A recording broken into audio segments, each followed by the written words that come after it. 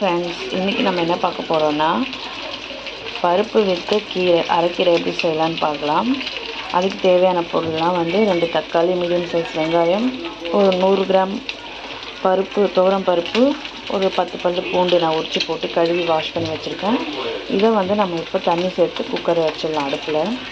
பாருங்கள் ஃப்ரெண்ட்ஸ், இந்த அளவுக்கு தண்ணி நம்ம வைக்கலாம். ஏன்னா எக்ஸ்ட்ரா தண்ணி வச்சா தான் கீரை நமக்கு வேகிறது கரெக்டாக இருக்கும். இப்போ அடுப்பில் வச்சிடலாம்.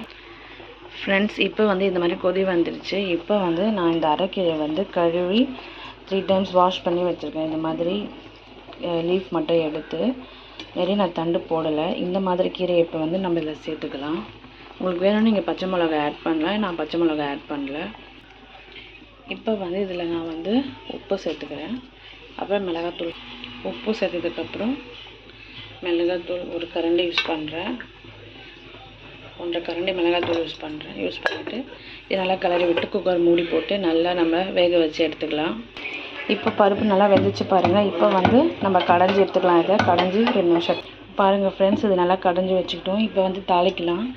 இப்போ கடாயில் எண்ணெய் ஊற்றியாச்சு. கடுகு போட்டுக்கலாம்.